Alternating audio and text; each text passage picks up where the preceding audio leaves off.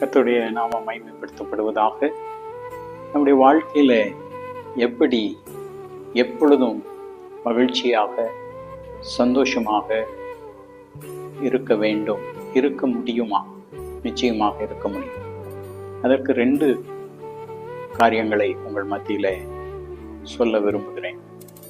ஒன்று, உங்களுடைய வாழ்க்கையில எது நடந்தாலும், என்ன சூழ்நிலைகளாக இருந்தாலும், என்ன அழுத்தங்களாக இருந்தாலும், என்ன வலிகளாக இருந்தாலும், என்ன போராட்டங்களாக இருந்தாலும், அதற்கெல்லாம் ஆண்டவர் மேலானவர். God is above all your situations. ரோமர் 8:28 சொல்லுகிறது, அன்றியும் அவருடைய தீர்மானத்தின்படி அழைக்கப்பட்டவர்களுக்கு சகலமும் நன்மைக்கு எதுவாகவே நடக்கிறது. அவரிடத்தில் அன்பு கூறுகிறவர்களுக்கு ஃபர்ஸ்ட் அவர் job is to love him. And அவரிடத்தில் அன்பு கூர்ந்த பிள்ளைகளுக்கு சகலமும் நன்மைக்கு எதுவாகவே நடக்கும்.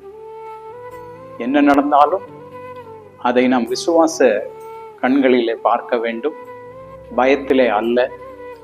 2வது காரியம், நம்முடைய வாழ்க்கையில யார் என்ன சொல்லுகிறார்கள், யார் என்னை பற்றி என்ன அபிப்பிராயம் வைத்திருக்கிறார்கள், அவர்கள் அப்படி செய்தார்கள், இவர்கள் இப்படி செய்தார்கள், ஆகையால் நானும் அதற்கு உட்பட மாட்டேன்.